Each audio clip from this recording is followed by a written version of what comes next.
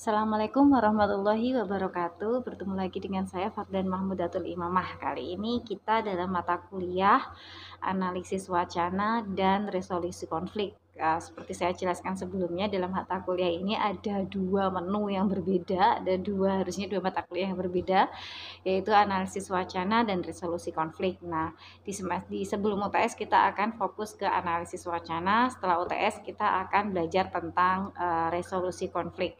Sebelum kita menganalisis wacana, harusnya kita belajar dulu tuh apa yang dimaksud dengan wacana. Kita kenalan dulu ya dengan apa yang dimaksud dengan wacana. Mungkin Anda pernah cukup familiar dengan istilah ini, atau biasanya tidak hanya dengan kata wacana tapi juga menggunakan kata diskursus atau discourse. Kalau dalam bahasa akademisnya yang paling sering menggunakan kata discourse atau makanya ada discourse analysis, ada critical discourse analysis gitu. Nah, kita akan belajar tentang pengertian discourse dulu atau pengertian wacana dulu.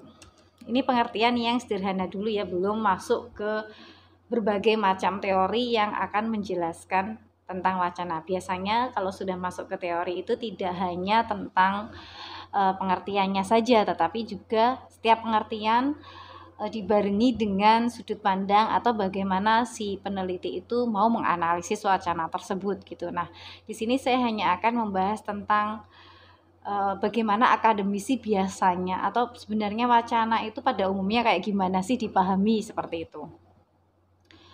Nah, di sini saya mengambil dari akun YouTube-nya Chris Gadd. Jadi dia menjelaskan di akun YouTube-nya pakai bahasa Inggris. Nah, ini sedikit banyak saya ambil dari penjelasan dia yang saya terjemahkan dikit-dikit gitu ya. A discourse can be thought as an ongoing discussion that is distributed throughout a society. Jadi, wacana itu dipahami sebagai sesuatu diskusi yang sedang berlangsung dalam suatu masyarakat tertentu.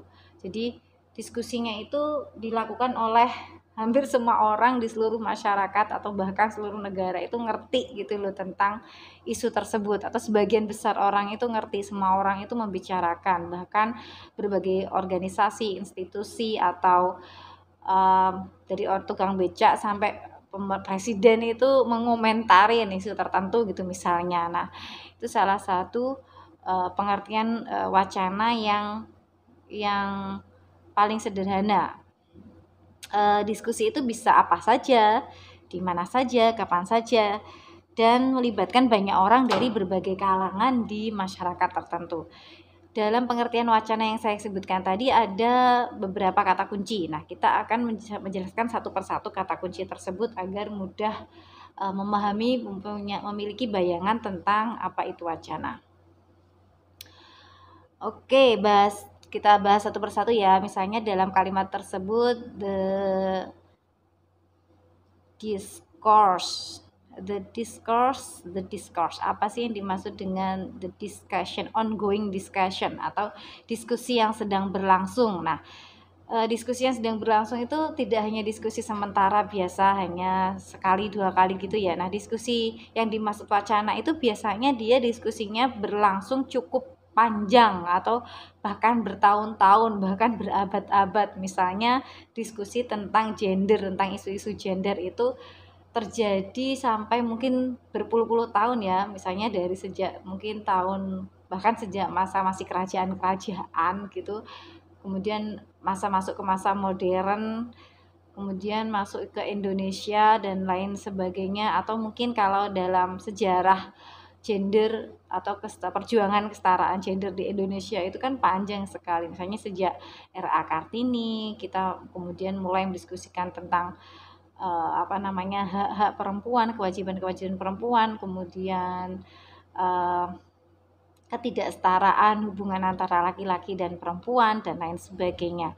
Atau bahkan kemudian sampai ke tahun berikutnya, misalnya tentang mulai ada Kongres Perempuan yang pertama, kemudian mulai ada kelompok Gerakan Wanita Indonesia, kemudian muncul Dharma Wanita, kemudian yang akhirnya sampai sekarang ada perjuangan untuk bisa perjuangan yang sekarang, orang-orang sekarang malah justru ketika wanita perempuan-perempuan itu para aktivis kebanyakan berhadapan dengan doktrin-doktrin agama atau konservatisme agama yang dalam tanda kutip merugikan wanita dan lain sebagainya. Itu suatu wacana yang berlangsung cukup lama gitu. Isunya itu kadang berulang seperti itu. Nah, salah satunya biasanya mungkin juga tema-tema tentang poligami dan lain sebagainya. Kalau dalam isu-isu gender gitu ya. Biasanya meskipun lama tapi ada letupan ada sesuatu yang mengingatkan wacana tersebut, akhirnya diulang lagi, dibicarakan lagi.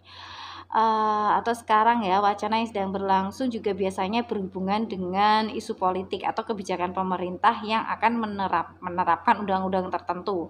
Biasanya menjadi pro dan kontra di antara masyarakat. Nah, misalnya lagi ya tentang isu gender, salah satu rancangan undang-undang yang tahun 2019 itu sempat rame sekali pro kontranya, yaitu tentang rancangan undang-undang penghapusan kekerasan seksual yang akhirnya masuk Prolegnas guys tahun 2021 ya.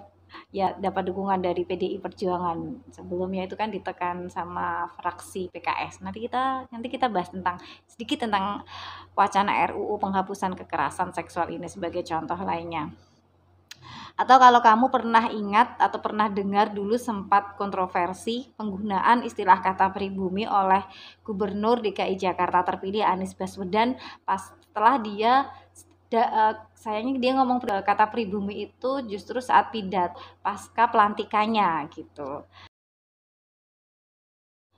Oke, kita lanjutkan lagi tentang pengertian wacana.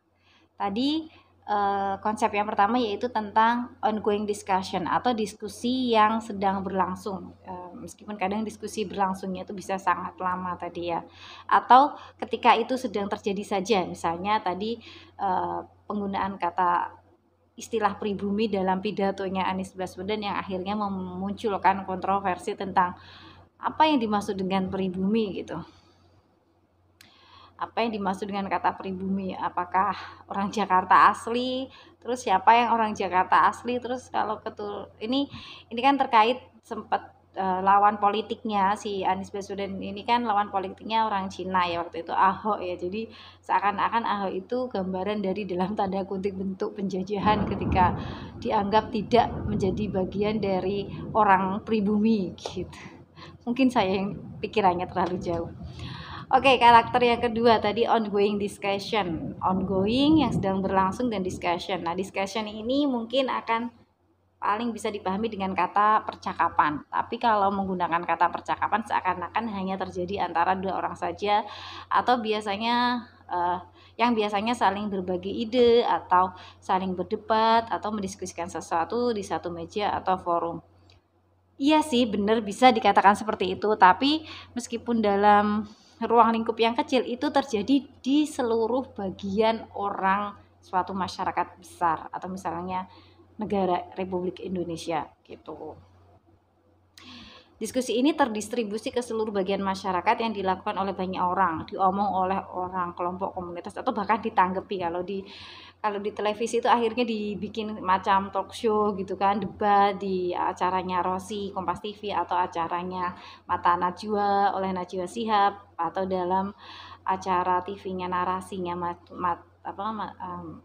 Najwa, atau juga mungkin diomongin di Twitter jadi viral atau bahkan di Facebook dan lain sebagainya. Nah, itu diskusi yang banyak dilakukan oleh banyak orang pada isu tertentu gitu. Kalau konteks apalagi sekarang ya, kalau dulu masih ada hanya televisi, sekarang di konteks media sosial. Dulu itu hanya televisi sama misalnya media massa. Jadi orang kalau mau ikut ngomong harus nulis di artikel populer di koran gitu ya. Sekarang nggak harus seperti itu. Orang kalau mau ikut komentar terkait isu-isu tertentu yang selevel nasional itu cukup lewat akun media sosialnya.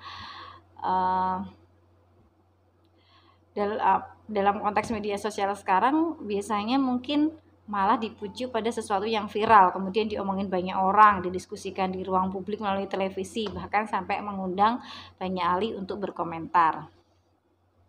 contohnya nih ya, contohnya ya wacana yang akhirnya jadi awalnya biasa kemudian jadi luar biasa itu adalah pada saat proses kampanye presiden tahun 2019, gimana caranya Sandiaga Uno waktu itu untuk mendapatkan perhatian orang seluruh Indonesia. Yang dilakukan pun cukup melakukan tindakan-tindakan yang tidak hanya mudah ya, tapi punya apa ya, simbol katanya itu kuat banget sampai didiskusikan oleh orang-orang, sampai dibikinin talk show gitu. Waktu itu dia menyatakan yang pernyataan, mungkin Anda juga pernah tahu, ada tempe setipis ATM. Atau ketika dia berfoto dengan menggunakan petai di kepala, hingga berfoto dengan pakaian resmi jabatan tapi dengan bergaya bangau. Tahu ya bangau ya? Nah itu. Tempe setipis ATM ini menjadi topik pembicaraan di acara-acara bergengsi yang intinya itu mereka sedang membicarakan tentang bagaimana sih kondisi perekonomian sekarang pada masa presiden yang sedang menjabat ini gitu, tentang keluh kesah ibu rumah tangga yang paling tahu kebutuhannya dan betapa sulitnya dia harus mengatur uang dan lain sebagainya, sampai dalam produksi pengusaha kecil, pengusaha tempe ini harus saking ngiritnya itu tempe harus dibikin setipis mungkin agar dia tetap bisa untung tapi juga tetap bisa menjual dan tetap bisa dibeli oleh para pembelinya, ya itu semacam simbol lah ya. Nah, tempe setipis ATM ini semuanya ikut membicarakan, dari politisi, aktivis perempuan, ibu-ibu di pasar, hingga mahasiswa yang sedang guyon mungkin di kampus seperti saya sekarang ini. Semua ingat peristiwa dan diskusi tersebut di mana tempe setipis ATM digambarkan sebagai bagaimana kondisi pasar tradisional atau pengusaha kecil mengalami kesulitan dalam permodalan. Nah, sekali lagi topik wacana diomongin, diulang-ulang dari berbagai kelompok, orang-orang, organisasi, bahkan iklan, media, televisi, semua berpartisipasi dalam satu diskursus yang sama. Mereka berkontribusi dalam percakapan tersebut yang tersebar di seluruh level masyarakat. Nah, kata kunci terakhir setelah ongoing, kemudian discussion, kemudian ada society atau masyarakat itu sendiri. Nah, masyarakat itu ketika ada wacana di suatu masyarakat, nah masyarakat ini tidak masyarakat yang tanpa batas ya. Masyarakat ini juga dia punya tempat dan waktu tertentu. Karena wacana di tema yang sama tapi di masyarakat yang berbeda, hasilnya juga akan berbeda gitu. Misalnya wacana jilbab, wacana penggunaan jilbab pada masa Orde Baru tahun 70-an, ngomongin jilbab itu sangat berbeda ketika ngomongin jilbab pada tahun 2000-an atau sekarang malahan ya tahun 2020-an gitu. Tahun 1970-an orang malah nggak berani pakai kerudung gitu ya, mau sekolah nggak diperbolehin. Nah sekarang malah sebaliknya, di sekolah negeri-negeri malah justru in some extent mereka malah mewajibkan penggunaan jilbab gitu. Yang kasus kemarin di Padang itu kalau kalian pernah dengar. Atau wacana pernikahan sesama jenis, sama-sama masyarakat modern, tetapi ketika ngomongin pernikahan sesama jenis gay atau gitu atau lesbian gitu di Eropa, hasilnya akan berbeda jika wacana itu ada di masyarakat Indonesia gitu. Jadi temanya bisa sama tapi dengan objek masyarakat yang berbeda, maka wacananya pun belum tentu sama. Masyarakat, jadi kata masyarakat sendiri harus tetap spesifik ya. Tadi misalnya ngomongin tentang contohnya tadi tentang jilbab ya, wacana tentang penggunaan jilbab di sekolah. Pada awal Orde Baru sekolah-sekolah bahkan melarang penggunaan jilbab atau foto KTP atau foto ijazah itu yang bersifat administratif dilarang menggunakan jilbab. Jadi harus kelihatan rambutnya, kelihatan telinganya gitu. Saya waktu SD fotonya masih tanpa jilbab. Berbeda dengan saat ini yang bahkan sekolah negeri pun mewajibkan siswanya untuk mengenakan jilbab. Jika kalian ingat beberapa kasus lalu di mana terdapat siswa non-muslim terpaksa mengenakan jilbab di Padang, sehingga muncul perdebatan panjang di tengah masyarakat dan mendesak pemerintah untuk bertindak, sehingga lahirlah SKB 3 Menteri tentang seragam sekolah. Itu ya 3 kata kuncinya ya menjelaskan tentang wacana, yaitu ada ongoing discussion atau diskusi yang sedang berlangsung, kemudian topik diskusi yang tersebar di seluruh penjuru masyarakat. Ingat, kata kuncinya tersebar di seluruh masyarakat. Dan yang terakhir adalah masyarakat yang spesifik atau masyarakat yang berada di ruang dan waktu tertentu.